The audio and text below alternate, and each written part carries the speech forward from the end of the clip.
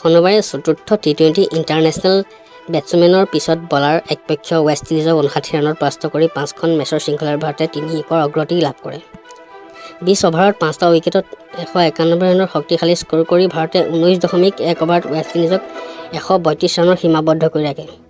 ভাৰতৰ হৈ আবেজ খান, অক্ষৰ পটেল, ৰবি বিষ্ণুই দুটাকৈ উইকেট দখল কৰাৰ বিপৰীতে হৰ্ষদীপ সিঙে 12টা ৰানত 3টা উইকেট দি সৰ্বাধিক সফলতা লাভ কৰে। ৱেষ্ট ইণ্ডিজৰ হৈ অধিনায়ক নিকলছ পুৰাণ, ৰবমেন পাৱেলে 24 ৰান সংগ্ৰহ কৰে। ইয়াৰ পূৰ্বে ৱেষ্ট ইণ্ডিজে টছত জয়লাভ কৰি প্ৰথমে ফিল্ডিং কৰাৰ সিদ্ধান্ত লয় ভাৰতে দ্ৰুত আৰম্ভণি কৰি 4.4 অভাৰত 53 ৰান সংগ্ৰহ কৰি অধিনায়ক ৰোহিত শৰ্মাই মাত্ৰ 16টা বলত 2টা ফ'ৰ 3টা ছিক্সাৰ সহায়ত 33 ৰান সংগ্ৰহ কৰে।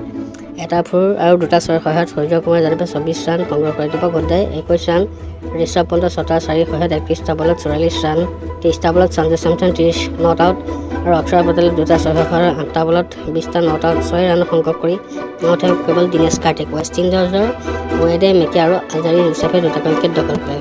গতকাল ভিডিঅ'টো ভাল পালে লাইক কৰিব, শ্বেয়াৰ কৰিব আৰু চেনেল ছাবস্ক্ৰাইব কৰিব।